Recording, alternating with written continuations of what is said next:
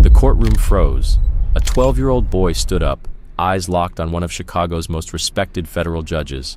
"You're wrong," he said, his voice cutting through the silence like a blade.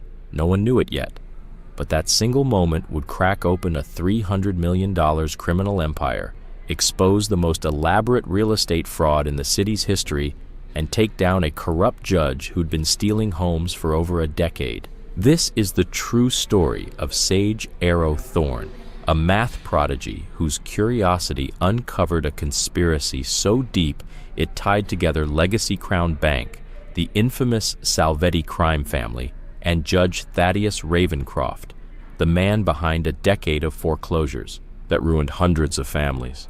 Before we dive in, tell us where you're watching from. And if this story hits you, subscribe now, because what's coming tomorrow will blow your mind even more. In the next 2 hours, you'll see how one boy's refusal to back down led to the arrest of 23 corrupt officials, the exposure of a massive banking scam, and the fall of Chicago's most untouchable crime family. You'll witness the longest federal corruption trial in Illinois history, and the return of over 400 homes to families who thought they'd lost everything. Because sometimes it's the quietest voices that shout the loudest truths, and one boy's courage just might change everything. 3 months earlier, Sage sat at his desk surrounded by piles of foreclosure documents and bank statements. His grandmother's glasses slid down his nose as he ran his finger along the numbers, trying to find what didn't add up. Outside, the afternoon sun stretched long shadows across his wall, but Sage didn't notice. Something in those papers felt wrong. "Sage Arlo Thorne!" came a call from downstairs. "Dinner's ready." "Just a minute, Gran," he answered without looking up. In the kitchen, his grandmother Wren sat by a small table. Her hair was pinned neatly, but her eyes showed the weight of sleepless nights. Beside her plate lay another unopened letter. Legacy Crown Bank again. "You should be outside with your friends, not buried in numbers," she said softly. Sage shook his head. "Gran, the bank's lying. They say you missed payments from March to June, but I found all the receipts, and look at this. They've changed your interest rate 3 times without warning. That's illegal." Wren sighed. "Honey, some fights are too big. Legacy Crown is the biggest bank in Chicago. Judge Ravencroft already set our foreclosure hearing." Sage froze. "Ravencroft? Did you know he's handled every Legacy Crown foreclosure this year? All of them? And the bank won every single case." Wren blinked. "How do you know that?" "I counted. Public records. There's a pattern, Gran, and patterns don't lie." Before she could reply, a sharp knock at the door made them both jump. A sleek black car idled at the curb. On the porch stood Slate Holloway, Legacy Crown's sharply dressed lawyer, his smile cold. "Mrs. Thorne," he said smoothly. "Thought we could chat before tomorrow, make things easier." Sage stepped forward. "You mean you want her to give up without a fight?" Holloway's smile faltered. "These are complicated matters, young man, best left to adults." "Like how you changed her interest rate 3 times and hid the fees?" Sage asked. The lawyer's face darkened. "Teach your grandson to mind his business. Chicago's a dangerous place for people who don't." Wren's voice turned to steel. "Was that a threat?" "Just friendly advice," Holloway said, adjusting his tie. "See you in court. Judge Ravencroft doesn't like delays." When the door shut, Wren's hands trembled as she locked it. "Sage, what are you getting yourself into?" "The truth," he said quietly, "and they're scared of it." That night, Sage couldn't sleep. The city lights blinked outside his window. His laptop glowed with spreadsheets and case files, foreclosure after foreclosure, all following the same pattern. All approved by Ravencroft. All benefiting Legacy Crown. His phone buzzed. A message from an unknown number. "Drop it, kid. Some doors shouldn't be opened." Sage stared at the screen, then at the mountain of files on his desk. He wasn't backing down. At his desk, Sage stared at the foreclosure notice, his hands steady even though his heart wasn't. Tomorrow he'd be standing in Judge Ravencroft's courtroom. Tomorrow he'd either save his grandmother's home or declare war on some of the most dangerous people in Chicago. Holloway's threat echoed in his mind. So did the fear he'd seen in his grandmother's eyes. But then he thought of the other families, the ones who'd already lost everything. The grandmothers who didn't have a sage to see the patterns. He scribbled one word in the margin of the page: tomorrow. The night grew darker, but Sage kept working, because when morning came, he would either expose the truth or learn just how brutal this city could be for a kid who dared to challenge the powerful. One thing was certain: Judge Thaddeus Ravencroft had no idea what was coming for him. Sunlight poured through the courthouse windows as Sage and Wren stepped through security. The marble halls were filled with hushed voices and echoing footsteps. Sage clutched his backpack, packed with evidence he'd spent weeks gathering. "Remember what I told you about showing respect in court?" Wren whispered, fixing his collar. "Yes, Gran," he replied, "but remember what you told me about standing up for what's right." They entered courtroom 302. Ravencroft's name gleamed in gold letters on the door. Inside, Slate Holloway was already at the plaintiff's table, shuffling papers with perfectly manicured fingers. He spotted them and smirked. "Well, if it isn't the Thorns. Ready to be reasonable today?" Before either could reply, "All rise," the bailiff called. The Honorable Judge Thaddeus Ravencroft presiding. The judge swept in, his black robes flowing, his cold gray eyes scanning the room before locking onto Sage for just a moment. "First case," he announced. "Legacy Crown Bank versus Thorn. Foreclosure proceedings." Holloway stood. "Your Honor, this is a routine case. The defendants have failed to maintain mortgage payments. We request immediate possession of the property." Judge Ravencroft turned to Wren. "Mrs. Thorn, your response." Wren rose, hands trembling. "Your Honor, we have evidence that—" "I'd like to present something to the court," Sage interrupted, rising to his feet. The judge narrowed his eyes. "This is not show and tell, young man." "No, sir," Sage replied. "It's evidence of systematic fraud." The courtroom fell into stunned silence. Holloway's smug expression vanished. In the gallery, a woman in a dark suit leaned forward, watching closely. "I analyzed every foreclosure Legacy Crown has brought before this court in the past year," Sage said. "All 178 of them. Every single one was assigned to you, Judge Ravencroft. And every single one was ruled in favor of the bank." "Enough!" Ravencroft snapped. "But it doesn't stop there." Sage pulled papers from his backpack. "Look at the transfer dates. The properties were sold to shell companies before the foreclosures were even filed. Shell companies owned by Rex Salvetti." At the mention of that name, a muscle in Ravencroft's jaw twitched. The woman in the dark suit began scribbling notes.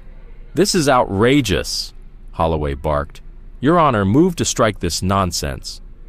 "Like the fact that my grandmother's payments were intentionally misapplied," Sage shot back. "Or that her interest rate was changed without consent 3 times? Bang! Ravencroft slammed his gavel. "One more word and I'll hold you in contempt." But then another voice rang out, calm, controlled. "Your Honor," said the woman in the dark suit, standing up. "Agent Maven Cruz, FBI. I believe we'd be very interested in reviewing the boy's evidence." The courtroom erupted in whispers.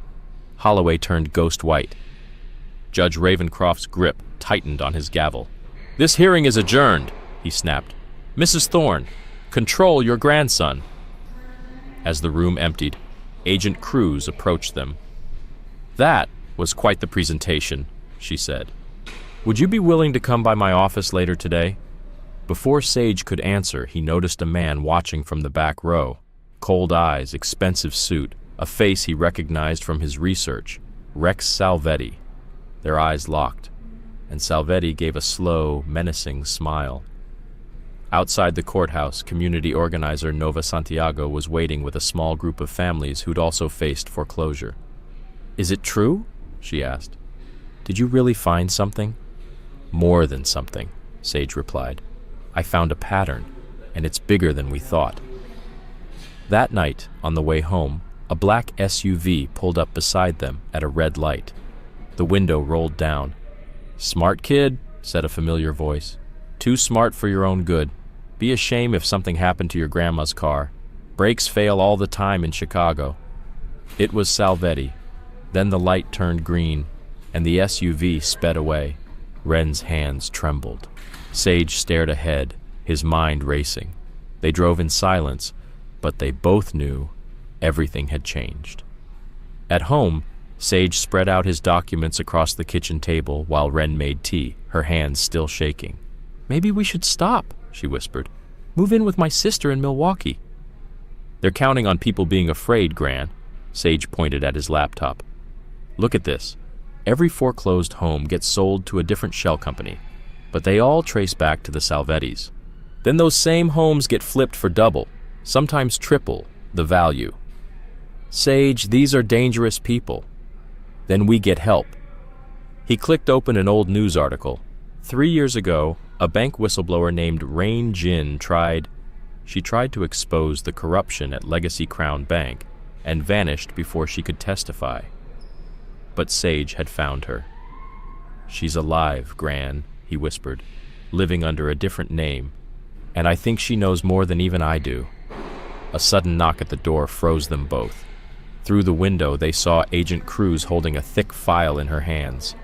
When they let her in, she didn't waste time. "Your grandson's evidence?" she said. "That was just the surface. This goes deeper than we imagined. And now that it's been made public, you're both in real danger." "How deep?" Sage asked. Agent Cruz didn't blink. "I've been investigating Judge Ravencroft for 2 years. In 3 months, you uncovered more than I did. 3 witnesses have vanished. This isn't just fraud. It's a criminal network, and they're watching you now." As if on cue, a car crept past the house, headlights sweeping across the curtains. Everyone ducked instinctively. "I can't force you to help," Cruz said, "but if you do, we might finally bring them all down. The judge, the bank, the Salvetti family, all of them. But you need to understand. Once this starts, there's no going back." Sage looked at his grandmother, then at the foreclosure letters spread across the table. Then he met Cruz's eyes. "When do we start?" Agent Cruz gave a grim smile. "We already have, and they already know it." Right then, Sage's phone buzzed, a text from an unknown number. "You had your chance, kid. Now it's our turn." The war for truth had officially begun. The safe house was hidden away on a quiet street in Oak Park. Curtains drawn, lights dimmed.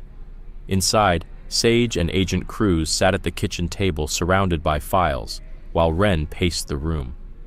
"She'll be here soon," Cruz said, glancing at the clock. "Rain Jin's been in hiding for 3 years. She's nervous, and she has every right to be." A knock made them freeze. Cruz drew her weapon and approached carefully. Through the peephole, she saw a slim Asian woman in her 40s wearing oversized sunglasses. Rain Jin entered quickly, her movements twitchy and alert. She pulled off her glasses, revealing sharp, scanning eyes, then looked at Sage. "So you're the kid who did what I couldn't," she said softly. "You got them scared." "Tell us what you know," Cruz urged. Rain sat down, hands clenched tight. 3 years ago, I was head of compliance at Legacy Crown. I started noticing red flags, homes being sold before foreclosures were even finalized, files disappearing, judges always ruling for the bank, like Ravencroft. "He was just one of them," she continued. "But when I dug deeper, I found something worse. The bank wasn't just stealing homes, it was laundering money for the Salvetti family, hundreds of millions." She didn't get to say more. Headlights sliced across the room. Cruz peeked out and cursed. "Chicago PD, but I didn't call them." Then, bang, bang, a knock at the door. "FBI, open up. This is Detective Concade. We got a report of suspicious activity." Cruz's grip tightened around her weapon. "Something's wrong. Rain, get them out the back." But before they could move, crash! The back door burst open. 2 men in police uniforms stormed in with guns drawn. "Don't move," one barked. Sage froze, then spotted it. Their badges didn't match their uniforms. "Those aren't real cops," he shouted. Rain reacted instantly, tossing a mug of scalding coffee in one man's face. Cruz tackled the other. Gunshots rang out. Sage and Wren dove behind the kitchen counter. "Run!" Cruz shouted, still wrestling on the floor. Sage grabbed his grandmother's hand and bolted for the garage, Rain right behind. Cruz's car sat waiting, keys in the ignition. They dove inside. Bullets pinged off the metal as they sped into the night. "They weren't cops," Sage gasped. "No," Rain said darkly. "Salvetti's men, same as the ones who found me 3 years ago. That's why I ran." They zigzagged through back streets, doubling back, taking random turns. Rain finally led them to an old brick apartment building on the south side. "I have a safe place here," she said. "But we need to check on Cruz," Cruz called minutes later. "I'm okay, one got away, but I have the other in custody, and he's talking." "What were they after?" Rain asked. "Not what, who. They wanted Rain, and now we know why." Cruz's voice turned grim. He was carrying documents, account numbers, transfer records. Rain was right. The money laundering is real. Sage opened his laptop. "I knew those badges were fake. CPD badges follow a specific number format. These didn't match." Rain blinked. "How do you know CPD badge formats?" "I memorized them while tracking police involvement in evictions. Their patterns didn't match either." Footsteps in the hallway made them all pause, then passed. Rain exhaled slowly. "We need to get this evidence to someone we can trust," she said. "But after tonight, who is that?" Wren cleared her throat. "I might know a way." Everyone turned. "Before I retired," she said softly, "I worked at Legacy Crown, in records. I know where they keep the real books." Sage's eyes widened. "You never told me." "Because I saw things," she said. "Things I tried to forget. But maybe now." She pulled a small worn key from her purse. "This opens the bank's basement storage, the place where they keep the paper records, the ones that can't be changed or deleted." Everyone went quiet. And now, they had a way in. Rain's voice went cold. They were watching her, even back then. Sage's phone buzzed. A text from an unknown number lit up the screen. "Your grandmother should have kept her mouth shut about the records room." Another message followed. A grainy photo of Wren's car parked outside Legacy Crown Bank. The timestamp? 15 years ago. She'd been carrying boxes. "They've been watching you for years," Rain whispered. "Just waiting to see if you'd ever speak up." "We need those records," Cruz said over the phone. "But going to the bank now, it's suicide. They'll be expecting it." "Then we give them what they expect," Sage replied, his mind racing. "Or at least, make them think we do." "What are you saying?" Wren asked. "They're watching every move we make," Sage said. "So let's give them a show, one they'll never forget." He turned to Rain. "You still remember any old employee passwords?" Her eyes widened. "Maybe, a few, but those systems have definitely changed." "Maybe, but people are lazy. And if the surveillance system hasn't been upgraded, we still have a shot." Wren looked alarmed. "Sage, whatever you're thinking, I'm thinking we give Judge Ravencroft the perfect setup, the moment he's been waiting for, to finally get rid of us. Publicly." "That's insane," Rain said. "No," Cruz replied through the phone slowly. "It's brilliant." Sage nodded. "Because when Ravencroft makes his move, we'll be ready, and we'll have proof." Outside, the lights of Chicago glittered like stars. But in a quiet South Side apartment, a trap was being set, one that could bring down a city's most powerful. Rain looked at Sage, something new in her expression. "You're either a genius or completely insane." "Maybe both," Sage grinned. "But sometimes a little crazy is exactly what justice needs." As the night stretched on, they planned every step, every risk, knowing that tomorrow would bring either their greatest victory or their final stand. If you're still watching, thank you. Stories like this take time to tell, and your support means everything. Subscribe if you haven't yet, because this is just getting started. Dawn broke over Chicago. Down in the parking garage of Legacy Crown Bank, Sage and Rain stepped carefully between concrete pillars. She wore her old employee badge, modified with new expiration dates. Sage walked beside her, looking like a kid just tagging along with his mom. "Security cameras?" Sage whispered. "3 blind spots," Rain said. "Same as when I worked here." They slipped through the shadows toward a plain metal service door. "This is it," Rain muttered. Her hands trembled slightly as she swiped the card. Click, green light. They never purged me from the system. Across the city, Ren sat in a crowded downtown coffee shop beside Nova Santiago, the community organizer. Outside, cameras flashed. Reporters from Channel 2, the Tribune, even the Wall Street Journal waited. "Everyone's here," Nova said. "Good," Ren nodded. "Let's give them a story they'll never forget." Back at the courthouse, Agent Cruz walked unannounced into Judge Ravencroft's chambers. The judge looked up, irritated. "Agent Cruz, I don't recall putting you on my schedule." "Funny thing about schedules," Cruz said, dropping a file on his desk. "Kind of like your foreclosure hearings, for properties the bank didn't even own yet." Inside Legacy Crown's records room, Sage and Rain stood surrounded by dusty filing cabinets stretching into the dark. "Which section?" Sage asked. "Real Estate Holdings 2020 to 2023, Rain answered. They moved quickly. The paper trail had to be there. They found it, thick files, unaltered, untouched, but as Rain pulled the drawer, beep! An alarm blared. Steel security doors slammed shut across the building. "It's a trap," Sage breathed. "They knew." Footsteps, heavy, closing fast. Rain shoved Sage behind a cabinet just as the door burst open. Detective Concade entered with 2 armed guards in tow. "Well, well," Concade sneered. Rain Jin finally crawled out of hiding. She stared him down. "Here to destroy more evidence?" "No," he said, pulling his weapon. "Here to erase the last loose ends." "The Salvetti family sends its regards." At the coffee shop, Ren faced the press. Cameras clicked, her voice calm but strong.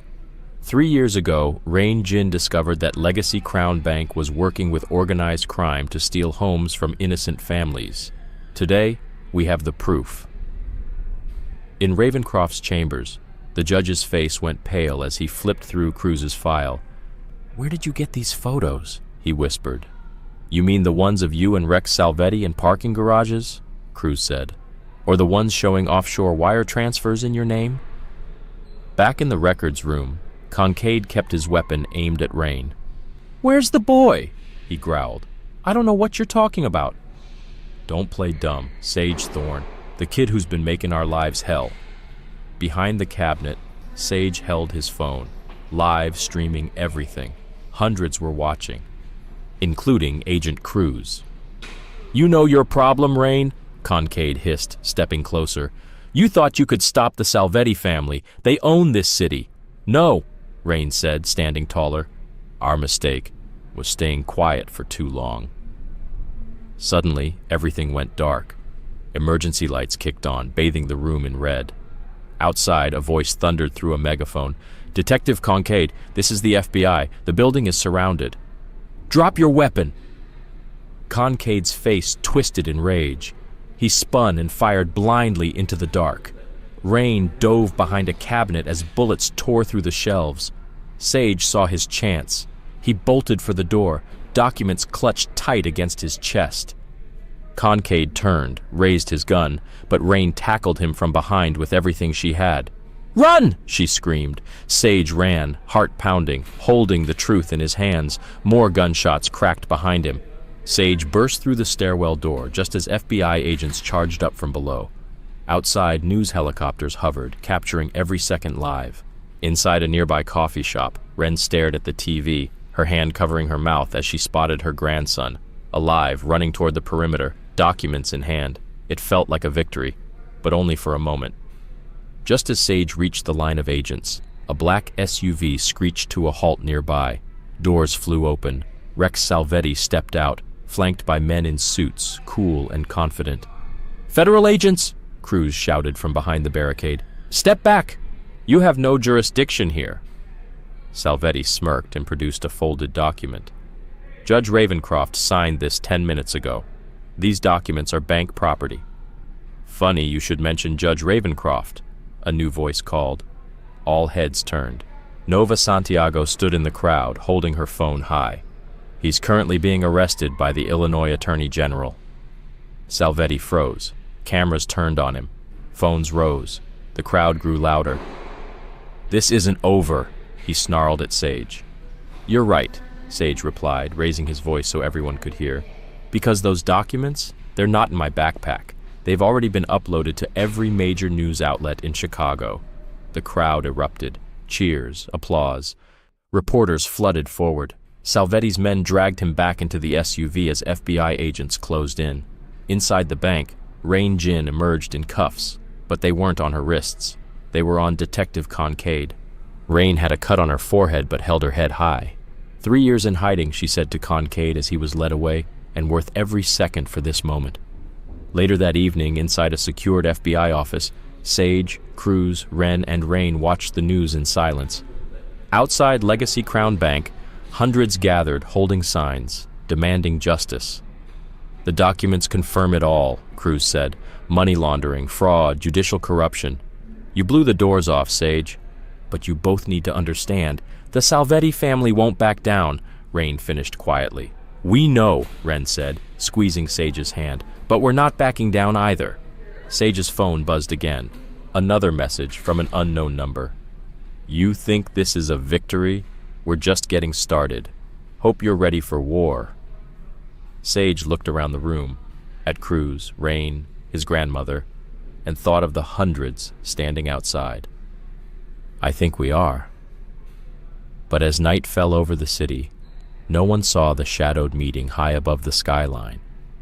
In a glass-walled penthouse, Dominic, the spider Salvetti, Rex's uncle and the real head of the family, gazed out at the lights below.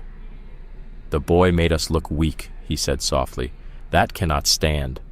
Pieces were already in motion, and by morning, the real war would begin. At 4:27 a.m., a fireball lit up the sky. An explosion tore through Nova Santiago's community center, where dozens of unhoused families had been sleeping. Flames leapt into the dark, sirens screamed, children cried. Nova, face streaked with ash, spoke to Cruz through tears. "Everyone's okay, but all the files, everything people brought us, gone. The Salvetti family just made it personal," Cruz said grimly. Across town, Sage sat frozen in front of the TV. He recognized the faces, people he had helped, people who had trusted him with their stories. "This is my fault," he whispered. Wren placed a hand on his shoulder. "No, sweetheart. This is what happens when powerful people are afraid." A knock at the door. They tensed. It was Cruz, with Rain and a nervous-looking man in a sharp suit. "This is Gregory Palmer," Cruz said. "Former VP at Legacy Crown. He's ready to talk." Palmer sank into a chair, visibly shaken. "What happened at the community center? That's just the start," he said. "Dominic Salvetti called a meeting last night. I was there." "Tell us everything," Cruz urged. "The bank's been in bed with the Salves for decades. But 3 years ago, Ravencroft pitched a bigger plan. He had other judges, city officials, even contacts in federal law enforcement." "The foreclosures?" Palmer said. "Just cover. The real operation was international money laundering. Shell companies, flipped properties, billions of dollars flowing in from overseas." Rain's eyes widened. "That's why the numbers never added up." "Exactly," Palmer nodded. "They weren't supposed to." He wiped sweat from his brow. "But now, Dominic's cleaning house. Anyone who might talk, anyone with evidence." Suddenly, gunfire shattered the windows. Crack, crack. Everyone hit the ground. Glass exploded. Bullets tore through the room. "Back door!" Cruz shouted, drawing her weapon and returning fire. They scrambled through the kitchen as more shots rang out. Sage grabbed his laptop, but Wren pulled him back. "Leave it!" They dove into Cruz's car. Tires screamed as they peeled away. In the rear view, black SUVs gave chase. "They knew where we were," Rain said breathlessly. "Someone leaked the safe house." "The corruption runs deeper than we thought," Cruz muttered, swerving through downtown. "Palmer, who else was at that meeting?" City council, bank executives, even prosecutors, he said. But Dominic showed us something else, blueprints. Of what? Every FBI building in Chicago, Palmer said. He has people inside. Cruz's jaw clenched. That explains everything.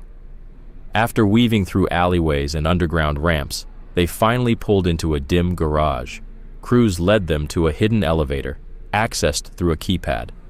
"Welcome to the real safe house," she said.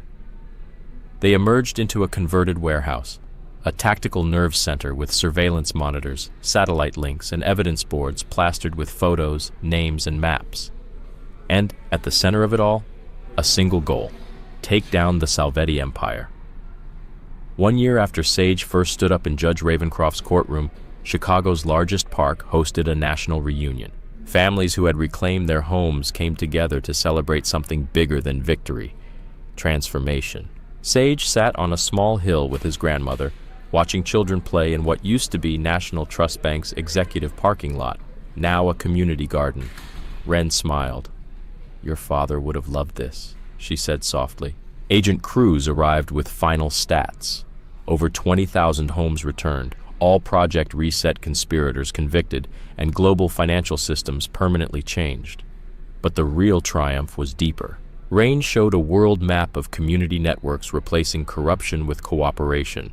Former financial centers had become spaces for people, not profit. They tried to use houses as weapons, Nova said, but we turned them into bridges. Palmer rushed in with decoded files from the project's core server. What they revealed was staggering. The conspiracy didn't start with banks. It started by targeting tight-knit communities, because those were the biggest threat to control. "That's why they failed," Sage said. "You can't foreclose on connection."